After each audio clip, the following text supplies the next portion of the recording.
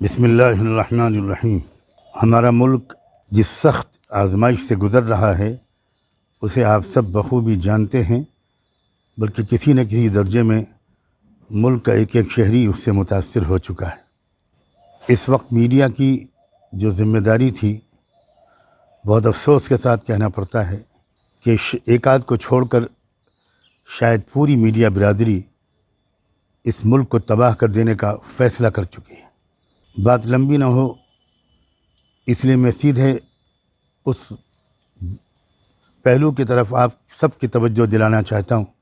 کل صبح سے ایسی خبریں آنا شروع ہوئیں اور ایسے ویژولز آنے شروع ہوئے، امیجز آنے شروع ہوئے کہ ملک کے مختلف پورٹلز میں، ویب سائٹس میں، یوٹیوب چینلز میں، نیوز چینلز میں یہ نظام الدین مرکز کے بارے میں کچھ خبریں آنی شروع ہوئیں، اور خاص طور پر وہاں کے جو ذمہ دار ہیں مولانا سعد صاحب، ان کے بارے میں خبریں، کچھ رائٹرز، کچھ آرٹیکلز کل آئے۔ ان رائٹرز میں جو کچھ لکھا تھا اس کے بارے میں تو میں اس وقت کوئی کمنٹ نہیں کروں گا، لیکن مجھے جو بات پرسنلی آپ تک پہنچانی ہے وہ یہ ہے کہ ان میں مولانا سعد صاحب کی تصویر کی جگہ پر میری یعنی خلیل الرحمن سجاد نعمانی کی تصویر لگا دی گئی۔ ایک دو جگہ ہوتا تو ہم یہ سمجھتے کہ یہ غلطی سے ہو گیا۔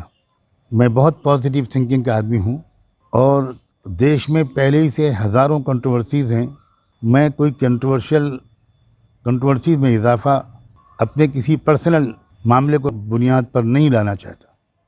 اسی لیے میں 1.5 سال پہلے بھی جب انڈیا ٹی وی نے میرے خلاف ایک زبردست مہم چلائی تھی اور مجھے فسادی مولانا کے نام سے انہوں نے پورٹرے کیا تھا، اس وقت بھی میں نے خاموشی اختیار کی تھی۔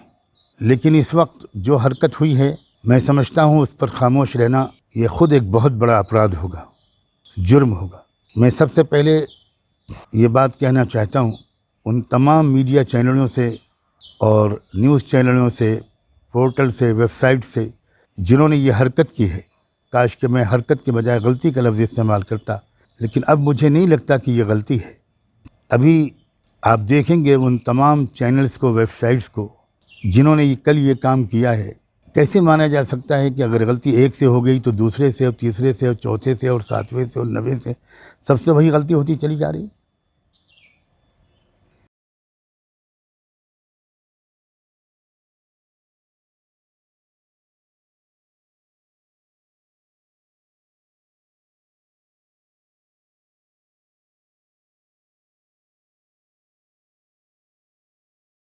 یہ کیریکٹر اسیسینیشن کی اور کسی شخص کے امیج کو ملائن کرنے کی ایک ڈیلیبریٹ حرکت معلوم ہوتی ہے۔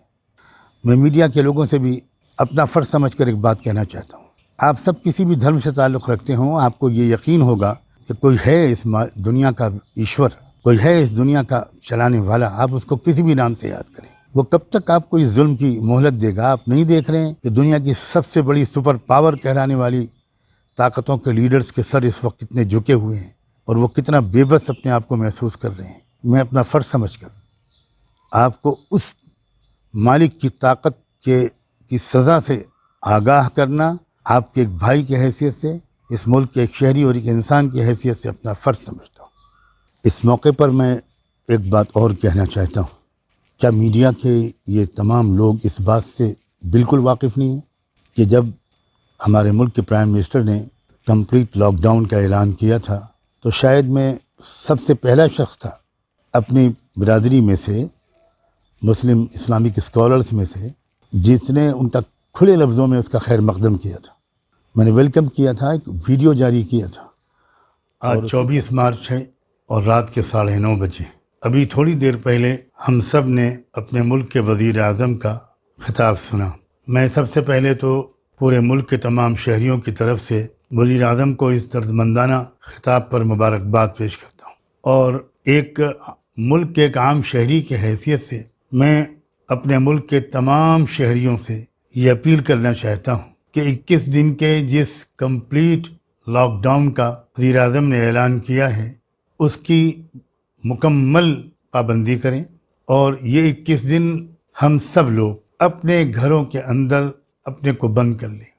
اس قسم کے ایمرجنسی حالات میں جہاں سرکاری مشنری کی چستی اور شہریوں کے تئیں ان کی سرگرم خدمات کی ضرورت ہوتی ہے، وہیں ہر شہری کے شعور کا بھی ایک امتحان ہوتا ہے، سمجھداری کا بھی ایک امتحان ہوتا ہے۔ ایسے موقع پر ہر شہری کو سمجھداری کا ثبوت دیتے ہوئے اپنے آپ کو گھر میں بند کر لینا چاہیے۔ اور اسی کے حوالے سے تمام علماء یا مساجد کے ائمہ، ذمہ داروں، ٹرسٹیوں، عام مسلمانوں سے اس بات کی پرزور اپیل کی کہ اب آپ پلیز تمام بڑے علماء کی اس رائے پر عمل کیجئے جو یہ کہتے ہیں کہ اب آپ مسجدوں میں مت جائیے، صرف مسجدوں کے اندر رہنے والے 2-3 لوگ وہاں پر جماعت سے نماز پڑھ لے، باقی اپنے گھروں پر نماز پڑھے۔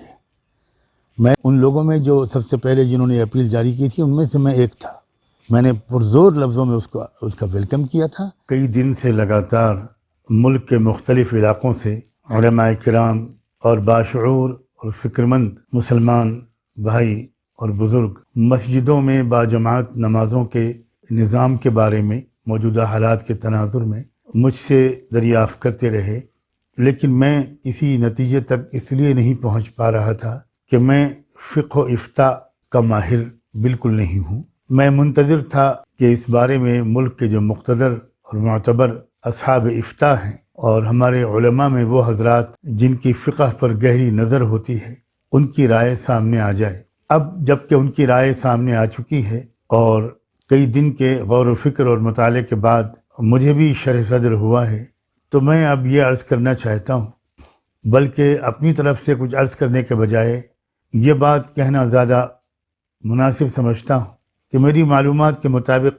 سب سے پہلے ہمارے ملک کے ممتاز علماء اور اہل افتاء میں اس بارے میں مفتی عزیز الرحمان صاحب، مفتی اعظم مہاراشٹر، جو یقیناً اس وقت صف اول کے اہل افتاء میں جن کا شمار کیا جاتا ہے، انہوں نے اس سلسلے میں بمبئی شہر کے ایک ممتاز دانشور، عالم دین اور ملی رہنما ہمارے محترم دوست مولانا حکیم محمود دریابادی کے استفسار پر ایک تفصیلی جواب تحریری طور پر اور زبانی طور پر عنایت فرمایا۔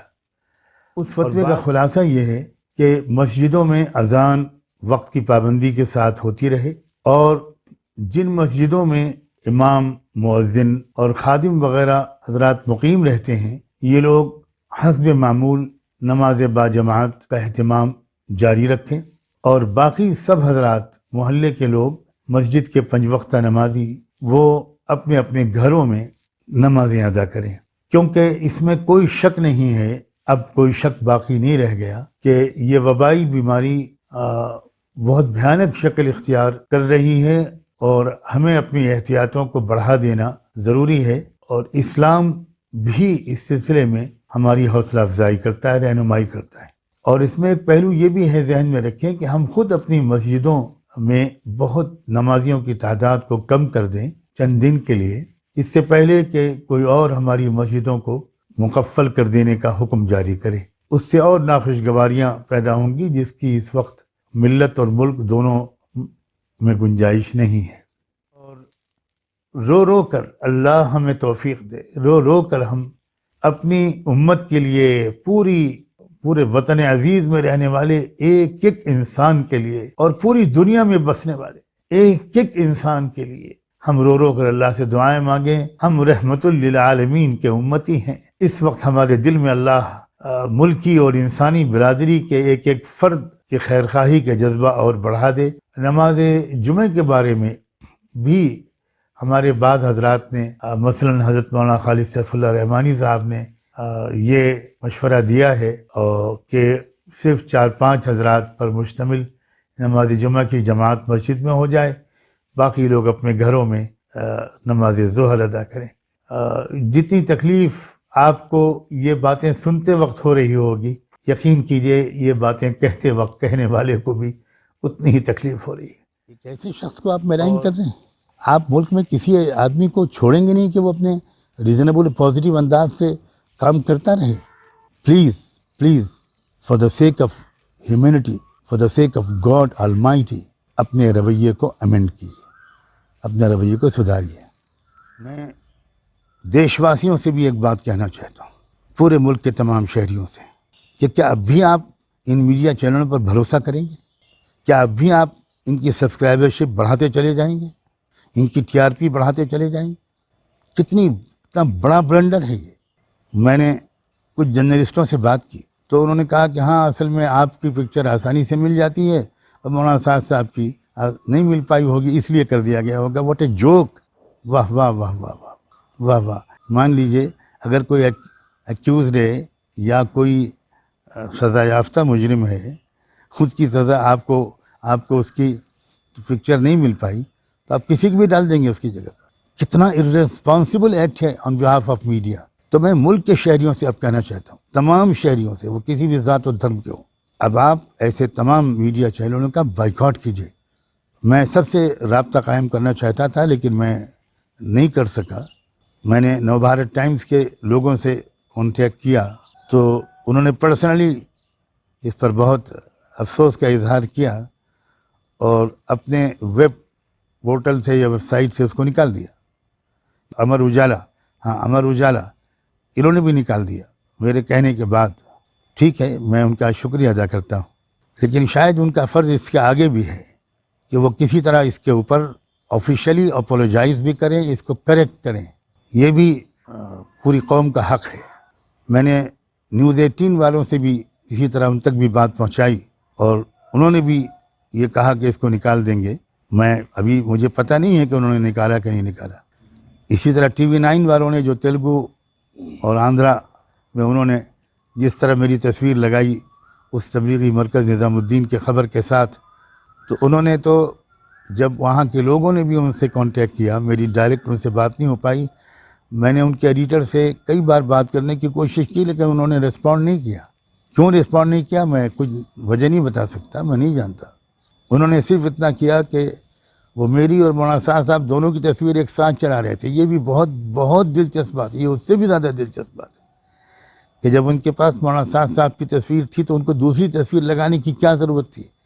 اور یہیں سے یہ شبہ ہوتا ہے کہ یہ کوئی غلطی نہیں ہے, یہ کہیں نہ کہیں کسی ایجنسی کی طرف سے اس میں کوئی کھیل کھیلا گیا ہے مجھے ملائن کرنے کے لیے. تو جب وہاں کے لوگوں نے ان سے بات کی اور کچھ MLAs نے بھی ان سے بات کی تو انہوں نے صرف اتنا کیا کہ میری تصویر کو بلر کر دیا. کیا آپ سمجھتے ہیں کہ یہ بات کافی ہے؟ 9 TV والوں کو معافی مانگنی چاہیے. اور اس کے علاوہ بھی اور بھی آج دیر رات میں مجھے پتہ چلا کہ اور بھی کئی YouTube چینلز ہیں جنہوں نے یہی حرکت کی ہے. اسی سے مجھے آپ بالکل میرا یقین بڑھتا جا رہا ہے کہ it was not a mistake. تو میں ان میڈیا کے لوگوں سے بھی کہنا چاہتا ہوں, میں خود ایک جرنلسٹک خاندان کا انسان ہوں. میں خود ایک منتھلی میگزین کا ایڈیٹر ہوں جو 88 سال سے نکل رہا ہے, 88 ایئرز سے. میرے 2 بڑے بھائی سب کانٹیننٹ کے ٹاپ کلاس جرنلسٹ رہے ہیں. میرے والد مرحوم وہ بھی جو میگزین کے ایڈیٹر تھے اور 100 کتابوں کے آتھر تھے. ہماری پوری فیملی اسی میڈیا کے کام سے بھی تعلق رکھتی ہے. میں جانتا ہوں جرنلسٹک اصولوں کو, نارمز کو, آداب کو کس جگہ پر آپ اس ملک کو پہنچانا چاہتے ہیں. آپ کو میڈیا والوں کو نظر نہیں آیا کہ انہی تاریخوں میں ہمارے اتر پردیش کے وزیر اعلیٰ ایودھیا گئے؟ آپ کو نہیں نظر آیا کہ 23 مارچ تک پارلیمنٹ کا سیشن چلا؟ آپ کو نہیں نظر آیا کہ مدھیہ پردیش کے چیف منسٹر وہ اوتھ لے رہے ہیں اور جشن منا رہے ہیں بھیڑ کے ساتھ؟ آپ کو یہ بھی حرکت سمجھ میں, آپ کو یہ انسانیت سے گری ہوئی حرکت نظر نہیں آتی کہ جب آپ ویشنو دیوی کے مندر میں لوگوں کو جو بیچارے لوگ وہاں پر پھنس گئے, لاک ڈاؤن کی وجہ سے نہیں نکل پائے, تو ان کے لیے تو آپ شبد بولتے ہیں پھنسے ہوئے, اور نظام الدین مرکز میں جو لوگ بیچارے رک گئے اور لاک ڈاؤن کی وجہ سے وہ پھنس گئے ان کے لیے آپ شبد بولتے ہیں چھپے ہوئے. کیا آپ دیش کو اتنا بیوقوف سمجھتے ہیں کہ ان شبدوں کے فرق کے جال کو وہ نہیں سمجھتا, اس کے پیچھے کی چال کو نہیں سمجھتے لوگ؟ آپ کیا چاہتے ہیں؟